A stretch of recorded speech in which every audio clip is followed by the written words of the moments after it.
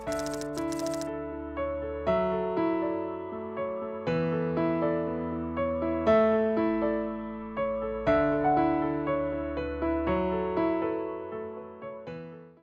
আমরা আমাদের চ্যাপ্টারের একেবারে শেষ পর্যায়ে চলে আসছি, মানে হচ্ছে আমাদের যদ্দূর মানে বুঝার মতো জায়গাটা আছে আর কি, আর এবং বাদ বাকি বেশ কিছু জায়গা আছে ওগুলো আমরা হয়তো বলে দিব, তোমাদের নিজের একটু একটু পড়তে হবে, মানে ওটা তো সিম্পলি কতগুলো নিয়ম কানুন আছে বা এটার ফ্যাক্ট গুলা কি কি ওটা সুন্দর করে তোমরা বইয়ের মধ্যে খুঁজে পাবা। সো দ্যাটস ওয়াই ওখানে হচ্ছে কনসেপচুয়াল কিছু আলোচনা করার মতো খুব ডিপ কিছু নাই দেখে সো ওখানে আমরা যাইতেছি না। সো আমাদের লাস্ট টপিক যেটা সেটা হচ্ছে টয়লেট্রিজ। সো টয়লেট্রিজ এর একটা পোর্শন এটা হচ্ছে আমরা ক্লাস 9-10 এ পড়ে আসছি, সেটা ছিল হচ্ছে আমাদের বডির যে মানে পরিষ্কার করার যে কাহিনীগুলো আছে, যেমন ধরো সাবান বা শ্যাম্পু, এই জিনিসগুলো আমাদের ক্লাস 9-10 অল্প হইলেও ছিল কেমিস্ট্রি নাও ডেইলি লাইফ চ্যাপ্টারে। এইখানে হচ্ছে আমরা তার পরবর্তী ভার্সনে যাব। সো এইখানে সিমিলার কথাগুলো খুবই সিমিলার থাকবে। সো আমি ফার্স্ট একটু রিভিশন দিব যে এই টয়লেট্রিজের আসলে কাহিনীগুলো কি, যে এরা কিভাবে হচ্ছে কোন একটা জিনিসকে পরিষ্কার করে, হোয়াট এভার দ্যাট ইজ, সেই জিনিসটা যাই হোক না কেন পরিষ্কার করে কিভাবে।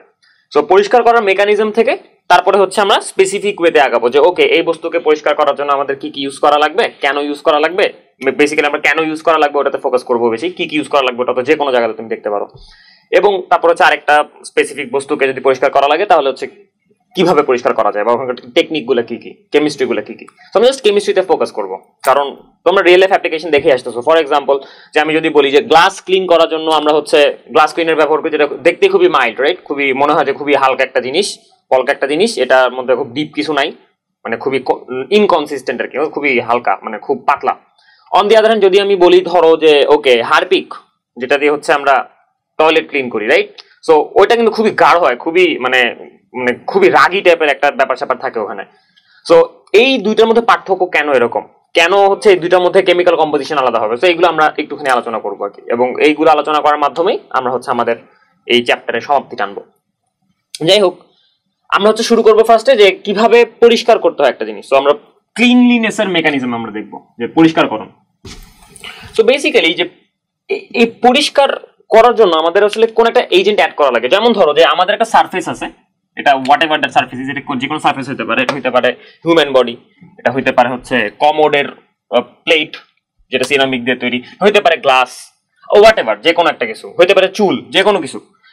সো যেটাই হোক না কেন এটার ময়লা হওয়ার মানে হচ্ছে এইখানে কিছু ইম্পিউরিটি লেগে যাওয়া, রাইট, কিছু আমাদের অবাঞ্ছিত কোনো একটা পদার্থ লেগে যাওয়া। বাংলাটা খুবই রিগোরাস ছিল, বাংলাটা বাদ দাও, খুবই ডেঞ্জারাস কোনো পদার্থ লেগে যাওয়া বা খুবই মানে ইম্পিওর, যেটা হচ্ছে আমাদের এইটার মেকানিজমকে হ্যাম্পার করবে, সেরকম কিছু লেগে যাওয়া মানে হচ্ছে আমরা বলি এটা অপরিষ্কার হয়ে গেছে। সো জেনারেলি মনে করে সারফেসের উপরে কিছু পদার্থ এখানে লেগে গেল, সো এটা যে কোনো উপায় লাগতে পারে।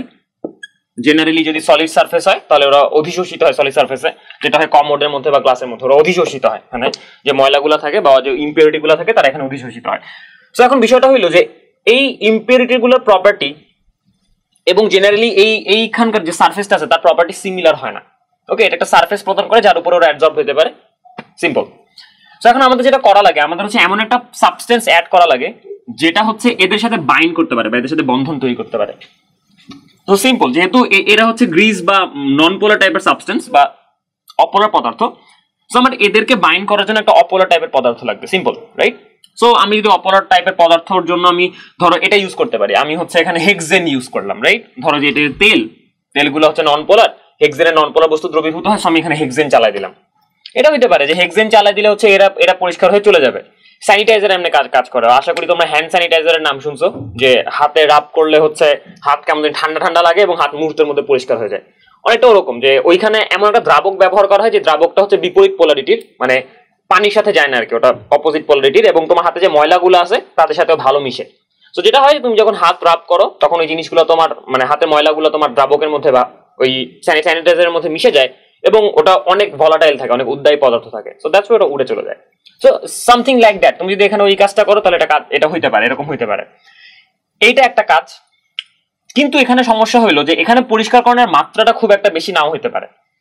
সো দ্যাটস ওয়াই আমাদের যেটা করতে হয়, আমাদের হচ্ছে এখানে কিছু কাহিনী ঘটাইতে হয়। এখানে প্রপারলি পরিষ্কার করার জন্য আমাদের হচ্ছে অনেকগুলো কাজ করা লাগে। যেমন ধরো এক, আমাকে ময়লাগুলো সরাইতে হবে।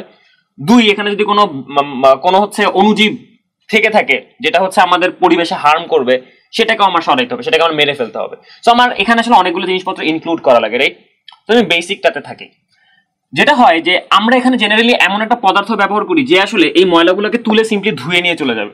এখন খেয়াল করো যে যদি আমরা এভাবে বলি আমি একটা জিনিসকে ধুইতেছি, রাইট, ধুইতেছি ওটাকে, তো ধোয়ার জন্য সবচেয়ে অ্যাভেলেবল বস্তুটা আমরা ব্যবহার করবো, সো সেটা হচ্ছে পানি, রাইট। আমি যদি বলি এখানে আমি হেক্সেন ব্যবহার করবো, তুমি এটা ব্যবহার করতে পারো, কোনো সমস্যা নাই, কিন্তু হেক্সেন পানির মতো এত সস্তা না, সিম্পল হিসাব, হেক্সেন পানির মতো মোটেও সস্তা না। সো দ্যাটস ওয়াই আমরা এখানে হেক্সেন ব্যবহার করতে পারবো না, আমরা এখানে ক্লোরোফর্ম ব্যবহার করতে পারবো না, আমরা এখানে ডাইক্লোরোমিথেন ব্যবহার করতে পারবো না, এগুলোর দাম বেশি, এবং ক্লোরোফর্ম তো অনেক টক্সিক, অনেক হাইলি টক্সিক। সো যাই হোক, সো দ্যাটস ওয়াই আমাদের ওই জিনিসগুলো ইউজ করা যাবে না, আমরা এখানে পানি ইউজ করতে হবে। সমস্যাটা কি? সমস্যা হলো এখানে যে বস্তুগুলো এখানে আটকায় আছে দৃঢ়ভাবে, ব্যাপারটা হলো পানি যখন তুমি নিয়ে যাবে, পানির মধ্যে সার্টেনলি কিছু পরিমাণ বস্তু অধিশোষিত হয়ে চলে যাবে, কিন্তু পুরোটা কিন্তু যাবে না এখানে, রাইট। সো আমার যদি সবগুলো ময়লাকে দূরে পাঠিয়ে দিতে হয়, আমার এমন একটা বাইন্ডার লাগবে যে হচ্ছে আসলে পানির মধ্যে থাকে এবং সে যাওয়ার সময় এই সবগুলোকে টেনে তুলে নিয়ে যায়, রাইট। সো এখন খেয়াল করো যে পানির মধ্যে একটা বস্তু আছে মিশে, তার মানে সে পানির সাথে মিশতে পারতেছে, সে আবার এটার সাথেও বাইন্ড করতেছে, এটা হচ্ছে নন পোলার, পানি হচ্ছে পোলার, সো দুইটাকে অপোজিট টাইপের জিনিস। সো আমাদের কি করা উচিত? আমাদের একটা কানেক্টর ইউজ করতে হবে, মানে এমন একটা বস্তু আমাকে ব্যবহার করতে হবে যে পানির সাথে মিশে থাকে কিন্তু ওর সাথেও বাইন্ড করতে পারে, রাইট। সো এই টাইপের জিনিসগুলোকে আমরা বলি হচ্ছে সারফেক্টেন্ট, আমরা এগুলা কলয়েড পড়ার সময় দেখছি, এগুলোকে আমরা বলি হচ্ছে সারফেক্টেন্ট বা পৃষ্ঠতল সক্রিয়কারী। সো সারফেক্টেন্টের কাজ কি? এরা হচ্ছে একটা পৃষ্ঠতলের মধ্যে সারফেস টেনশনের পরিবর্তন করতে পারে। কেমনে করতে পারে সে মেকানিজমে আমরা হচ্ছে হয়তো পরে যাব, এটা ফিজিক্সের বিষয় যদিও, সো কেমিস্ট্রিতে আমি ইন ডিপ না যাই। সো এখন এই সারফেক্টেন্টের মেইন কাহিনী কি? সারফেক্টেন্টের মেইন কাহিনী হচ্ছে এখানে আসলে দুইটা পার্ট থাকে, একটা হচ্ছে নন পোলার প্রান্ত থাকে আর একটা হচ্ছে পোলার প্রান্ত থাকে, সিম্পল। সো সারফেক্টেন্ট যেটা করে, এই সারফেক্টেন্টকে আমি যদি হচ্ছে এই সারফেক্টেন্টকে যদি আমি পানির মধ্যে রাখি, তাহলে সার্টেনলি যেটা হবে এই পানির মধ্যে এরা হচ্ছে ঘুরোঘুরি করতে থাকবে, রাইট। সো মনে করি যে এখানে একটা সারফেক্টেন্ট, এটা একটা সারফেক্টেন্ট, এটা একটা surfactant and so on, okay. So এখন বিষয়টা হইতেছে যে ওকে, এখানে এই যে সারফেক্টেন্ট গুলো আছে এটা হচ্ছে ইচ্ছা মতো ছড়ায় আছে। যদি তুমি এখানে সারফেক্টেন্টের ঘনমাত্রা বাড়াইতে থাকো, আচ্ছা বাই দ্য ওয়ে সারফেসের মধ্যে সারফেক্টেন্টের পরিমাণ একটু বেশি থাকবে বাল্কের চাইতে, সো আমরা এটা একটু এভাবে দেখাইতে পারি, আচ্ছা যাই হোক। সো এখন তুমি যদি এখানে সারফেক্টেন্টের কনসেন্ট্রেশন বাড়াইতে থাকো তাহলে বিভিন্ন ঘটনা ঘটতে পারে। যদি এখানে তুমি সারফেক্টেন্টের কনসেন্ট্রেশন বাড়ায় দাও তাহলে যেটা হবে যে সারফেক্টেন্ট গুলো অ্যাকুমুলেট করবে, তার একটা কলয়েডাল স্টেটে চলে যাবে, ওকে। সো সারফেক্টেন্ট গুলো অ্যাকুমুলেট করে কি হবে? পোলার প্রান্তগুলো পানির দিকে থাকার চেষ্টা করবে, বা পোলার প্রান্তগুলো পোলার প্রান্তের দিকে থাকার চেষ্টা করবে, এবং নন পোলার প্রান্তগুলো পানি থেকে দূরে থাকার চেষ্টা করবে, রাইট। তো তখন যেটা হবে, তখন আমরা এইভাবে কল্পনা করতে পারি যে এই যে সারফেক্টেন্ট মলিকিউলগুলো আছে এরা তখন অ্যাকুমুলেট করবে, রাইট। অ্যাকুমুলেট করে তার হচ্ছে এরকম একটা অবস্থা তৈরি করতে পারবে। সো এই আমি যদি একটা গোল্লা আঁকি, তাহলে এটা সারফেসের মধ্যে হচ্ছে গোল গোল মাথাগুলা, এটা কিন্তু 3 ডিমেনশনাল গোল্লা, বুঝো এটা কিন্তু যে এরকম, ওকে। সো এটা যে এরকম বাইরেও চিন্তা করবা, পেছনেও চিন্তা করবা, পুরো একটা গোলক, ওকে। সো এই গোলকটার পরিধির উপরে থাকবে হচ্ছে আমাদের মাথাগুলা, কারণ বাইরে পানি, এবং ভিতরে থাকবে হচ্ছে লেজগুলা, রাইট, না যেটা নন পোলার এবং মোবাইল। এবং এই লেজটা যে নড়াচড়া করতে পারে এটা হচ্ছে আমরা স্পেকট্রোস্কোপি থেকেও জানতে পারি। আমরা দেখি যে এখানে এনএমআর এর মধ্যে একটা ব্রড সিগন্যাল পাওয়া যায় যদি এটা এনএমআর নেওয়া হয়, কারণ এখানে এইগুলা মোবাইল, সো এদের ভিতরকার ফিল্ড চেঞ্জ হতে থাকে, যাই হোক। সো এখন এই যে একটা জিনিস ফর্ম করলো, এটা আসলে একটা নির্দিষ্ট কনসেন্ট্রেশনের পরে ফর্ম করে। সকল সারফেক্টেন্ট ওয়ালা দ্রবণের মধ্যে এই ঘটনা ঘটে না। যখন আমি একটা নির্দিষ্ট কনসেন্ট্রেশন মানে ক্রস করব সারফেক্টেন্টের জন্য, তখন হচ্ছে এরকম টাইপের জিনিসপত্র ফর্ম করে, এদেরকে বলা হয় মাইসেল। এটা মনে হয় হচ্ছে তোমরা ছোটবেলায় অলরেডি পড়ছো, এটাকে বলা হয় মাইসেল। যদি সারফেক্টেন্টের কনসেন্ট্রেশন আরো বাড়াইতে থাকো তখন এগুলো শেপ চেঞ্জ হয়ে যায়। যেমন ধরো এটা তো হচ্ছে মিনিমাম সারফেস নিয়ে আসে, রাইট, গোলক। যখন অনেক বেশি সারফেক্টেন্ট থাকবে তখন এই গোলকগুলো একসাথে হয়ে একটা রড তৈরি করতে পারে, সেই রডগুলো আবার হেক্সাগন তৈরি করতে পারে, অনেক টাইপের জিনিসপত্র আছে। তো যাই হোক, আমরা হচ্ছে এই জায়গাটাতে একটু মনোযোগ দেই যে যদি আমি পানির মধ্যে সারফেক্টেন্টকে নিয়ে যাই, যদি সারফেক্টেন্টের কনসেন্ট্রেশন মোটামুটি হাই থাকে, একটা ক্রিটিক্যাল কনসেন্ট্রেশন আছে যে কনসেন্ট্রেশনের উপরে হচ্ছে এই ফ্রি সারফেক্টেন্ট থেকে মাইসেল ফর্ম করে।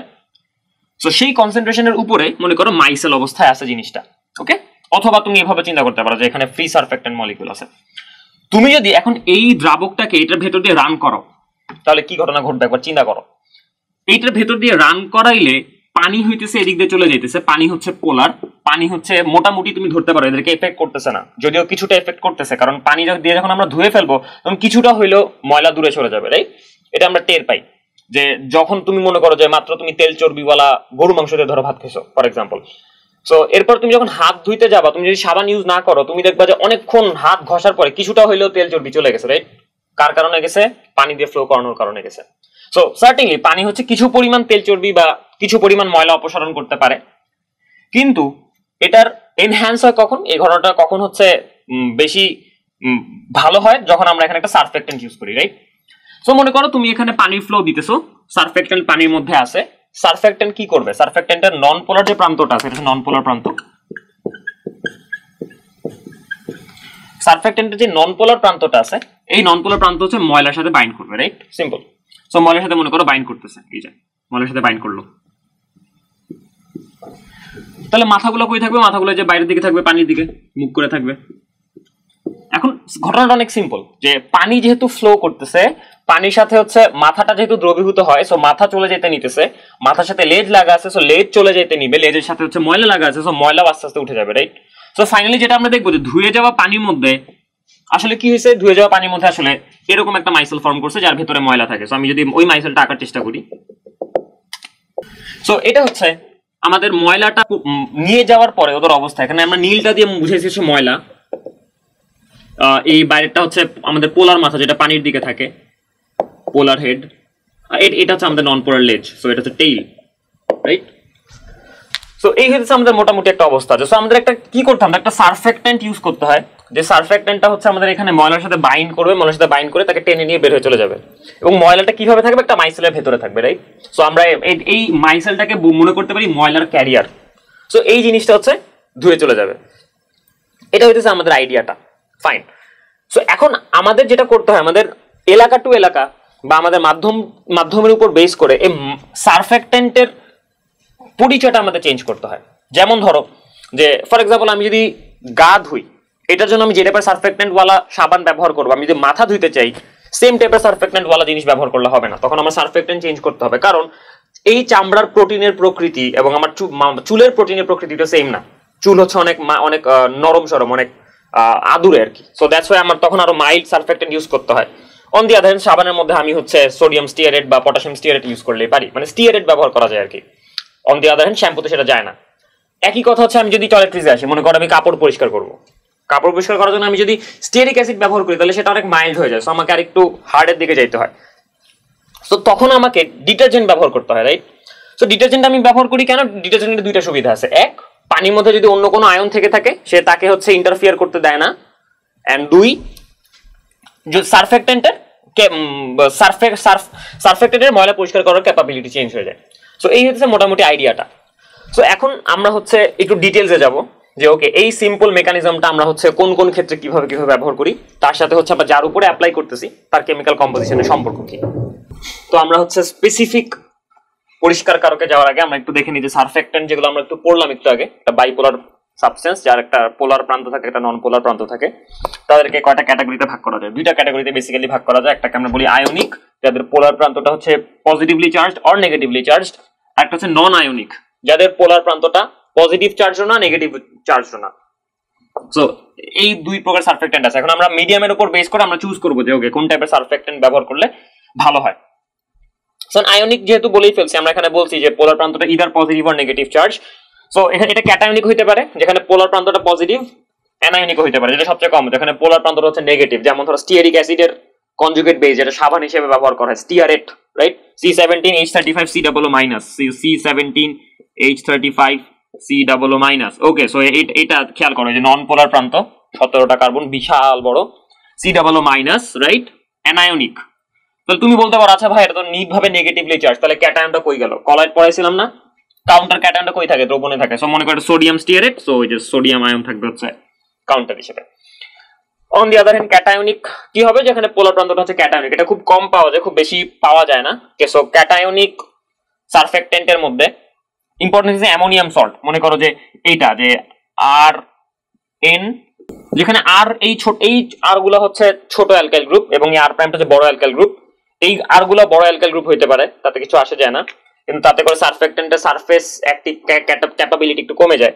সো যেটা হয় খেয়াল করো এখানে যে টারশিয়ারি অ্যামোনিয়াম আয়ন নেওয়ার কারণে, সরি টারশিয়ারি না কোয়াটারনারি অ্যামোনিয়াম আয়ন নেওয়ার কারণে এখানে এই নাইট্রোজেনটা পজিটিভলি চার্জ, রাইট? সো এখানকার যে পোলার প্রান্তটা আছে সেটা হচ্ছে পজিটিভ, আর এখানে যে এটা নন পোলার প্রান্ত। এগেইন কাউন্টার হিসেবে মনে করো ক্লোরাইড যদি অ্যানায়ন হয়, অ্যানায়ন হচ্ছে দ্রবণের মধ্যে থাকবে, রাইট? এবং নন আয়নিক সারফেক্টেন্ট, এটা অনেক ইন্টারেস্টিং। নন আয়নিক সারফেক্টেন্টের কাহিনী হইতেছে এদের পোলার প্রান্তটা হচ্ছে ডাইপোল মোমেন্ট আছে একটা, তার খুব ভালো একটা ডাইপোল মোমেন্ট আছে, যার কারণে সে পানির দ্রবীভূত হতে পারে, কিন্তু সেটা নন পোলার। এরকম হাজার এক্সাম্পল দেওয়া যায়, যেমন ধরো কোলেস্টেরল, এটা একটা নন আয়নিক সারফেক্টেন্ট, রাইট? কোলেস্টেরল হচ্ছে একটা বিশাল বড় একটা মলিকিউল। সো এটা হচ্ছে কোলেস্টেরল, নন আয়নিক সারফেক্টেন্ট। এখানে দেখতে পারতেছো যে OH এটা হচ্ছে আমাদের পোলার প্রান্ত, এবং এটা পজিটিভ চার্জও না নেগেটিভ চার্জও না, এবং এই বিশাল যে কোলেস্টেরল নিউক্লিয়াস আছে এটা হচ্ছে আমাদের নন পোলার প্রান্ত। সো এরকম বেশ কিছু উদাহরণ আমরা দিতে পারি যে সারফেক্টেন্ট বিভিন্ন টাইপের হতে পারে এরকম। সো আমরা মনে করতে পারতেছি যে, খেয়াল করো, যত প্রকারের অ্যালকোহল আছে যাদের মধ্যে অনেকগুলো কার্বন আছে তারা সবাই অ্যাকচুয়ালি হচ্ছে নন আয়নিক সারফেক্টেন্ট, রাইট? যেমন ধরো যে অক্টানল, তারপরে হচ্ছে উনডেকানল, এই হাবিজাবি গুলো। সো এখানে বিশাল কার্বন আছে এবং একটা কমন মলিকুল দেখে ডাকলাম আর কি। সো এত কঠিন জিনিসপত্র যাওয়া লাগবে না, এটা ফর্মুলা আর কি কঠিন, কেমিস্ট্রি অনেক ইজি, যে ডবল বন্ড আছে, OH আছে, ওকে সবকিছু বের করা যায়, ইজি জিনিস। যাই হোক, সো এখন আমাদের তাহলে বুঝতে হবে যে ওকে সারফেক্টেন্ট যেহেতু আমরা পড়ে ফেলছি, এটা হচ্ছে পরিষ্কার কারকের জন্য একদম বেসিক এলিমেন্ট, রাইট? এটাই বেসিক্যালি পরিষ্কার করে। সো এখন আমরা হচ্ছে বাদ বাকি ইনগ্রেডিয়েন্ট গুলাতে যাই যে ওকে এটা এই পরিষ্কার কারকের জন্য আমার কি কি টাইপের ইনগ্রেডিয়েন্ট লাগবে, কেন লাগবে। সো কেনটাতে আমরা বেশি জোর দিব আর কি। সো আমরা শুরু করতেছি হচ্ছে গ্লাস ক্লিনার দিয়ে।